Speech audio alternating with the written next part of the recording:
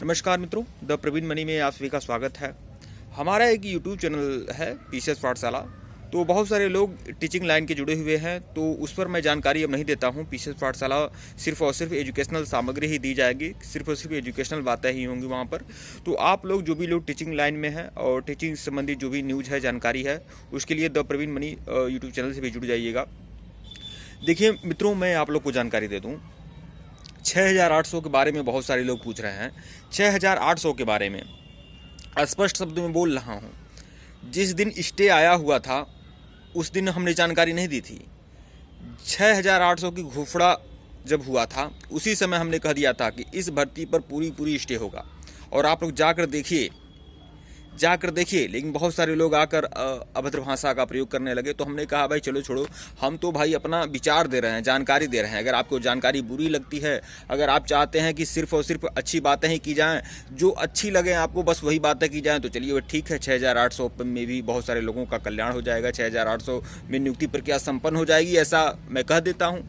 लेकिन यह बात तो मैंने 1.5-2 महीना पहले ही कह दिया था। जब 6800 वाली जब लिस्ट आई हुई थी तो उसी में कहा था कि यह एक तरफा है और संवैधानिक है, इसलिए यह मामला कोर्ट में जा सकता है और कोर्ट में जाकर फंसेगा।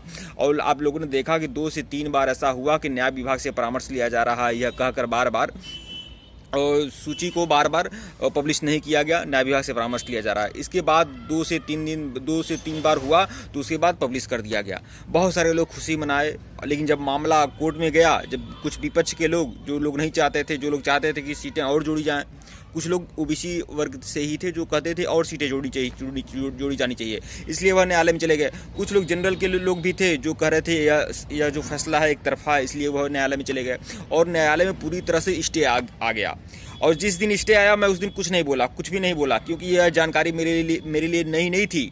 यह जानकारी तो मैंने पहले ही बता दिया था भाई, आप जाकर देखिए। यह जानकारी तो मैंने पहले ही कहा था कि भाई इस पर स्टे लग जाएगा पूरी तरह से। तो यह बात जानकारी मैं तो पहले ही बता दिया था। अब 6800 का क्या भविष्य है, क्या जानकारी है, मैं आपको बता दूं। 6800 में सिर्फ 3 बातें होंगी, सिर्फ और सिर्फ 3 बातें होंगी। अगर 6800 के बारे में अगर आप जानना चाहते हैं तो सिर्फ 3 बातें होंगी। पहला क्या होगा, या तो 6800 सीटें अगर आरक्षित वर्ग को दी जा रही हैं तो 6800 सीटें सामान्य वर्ग को दिया जाए, यह पहला निराकरण है इसका।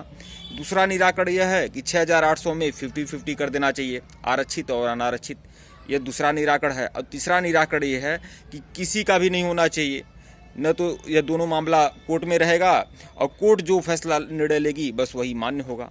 तो यही 3 काम होंगे मित्रों, एक तरफा काम नहीं हो सकता। या तो फिर 6800 या तो मामला कोर्ट में लगा रहेगा और कोर्ट ही निर्णय देगी जो भी निर्णय दे, और या तो 6800 का 50-50 हो जाएगा, आरक्षित अनारक्षित हो जाएगा, या फिर 6800 जो सीटें आरक्षित वर्ग को दी गई हैं वही 6800 सीटें और ऐड करके अनारक्षित वर्ग को भी दी जाएं।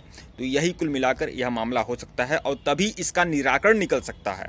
और मैं साफ बोल दूं, यकीनी तौर पर बोल दूं, जितने भी लोग देख पा रहे हैं, सुन पा रहे हैं, अगर 6800 की लिस्ट में है तो यह सोचना, देखिए हर व्यक्ति अपने हित की बात सोचता है। आप सोच सकते हैं कि 6800 में पूरी तरह से नियुक्ति प्रक्रिया संपन्न हो जाएगी, लेकिन सरकार चाह कर भी नहीं कर सकती है भाई। अगर सरकार चाह कर भी कर सकती थी तो 3 बार न्याय विभाग से परामर्श लिया गया। आप क्यों बार बार भूल जा रहे हैं? जाकर देखिए, जब नोटिस निकले, जब 2 से 3 बार लेट हुआ तो बार बार लिखा जा रहा था कि उसी नोटिस पर कि न्याय विभाग से परामर्श लिया जा रहा है। मतलब परामर्श की आवश्यकता क्यों पड़ी? क्योंकि लग रहा था यह कहीं न कहीं पेचीदा मामला है, यह कहीं न कहीं असंवैधानिक हो जाएगा।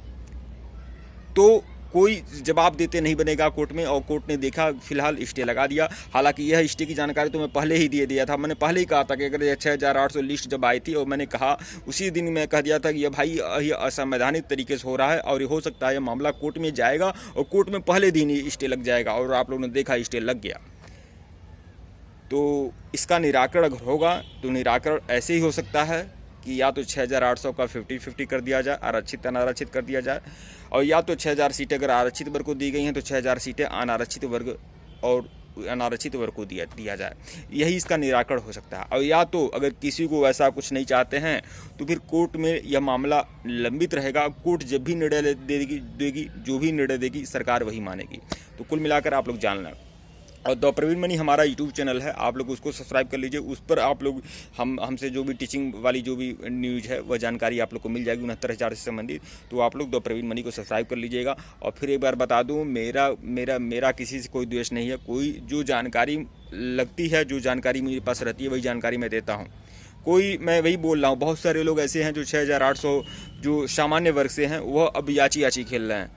तो कुछ आरक्षित वर्ग से हैं वह भी अब याची याची खेल रहे हैं। वह लोग सोच रहे हैं कि याचिका डालने से ही पूरी तरह से नियुक्ति प्रक्रिया संपन्न हो जाती है, भर्ती में उनका अधिकार मिल जाता है। तो ऐसा कुछ नहीं है। आप लोग अपने हृदय की बात सुनिएगा। कुल मिलाकर मैं इसके विषय में कुछ नहीं कहना चाहूँगा। जो कुछ लोग 22,000 जो वाले जो SCRT की टीम पर थे, उन लोगों ने भी अपना एक बनाया हुआ है और वह भी उसी तरह से काम कर रहे हैं जिस तरह से वहाँ पर आरक्षित और आरक्षण घोटाले, तथाकथित आरक्षित घोटाले का आरोप लगाने वाले जो लोग थे, वह लोग अपनी टीम बनाए हुए थे और पैसे कलेक्ट करते थे। अब बस वही कार्य यह भी लोग कर रहे हैं। तो मैं कुछ नहीं कर सकता हूँ क्या है सच्चाई क्या नहीं सच्चाई है, लेकिन कुल मिलाकर मैं आप लोग यह बात जान लें कि जो मैं बोला हूँ यह मामला कोर्ट में रहेगा और कोर्ट निर्णय देगी इस पर। इसमें कुछ नहीं होने वाला है मित्रों, कुछ भी नहीं होने वाला। 6,800 में यह बात बहुत दूर की समझिए इसमें कि 6,800 में जो लिस्ट आई है उसी लिस्ट के आधार पर भर्ती प्रक्रिया संपन्न हो जाएगी, ऐसा कभी हो नहीं पाएगा, क्योंकि यह कहीं ना कहीं असंवैधानिक होगा, नियम के विपरीत होगा। वीडियो को लाइक और चैनल को सब्सक्राइब करिएगा। धन्यवाद आप लोग को।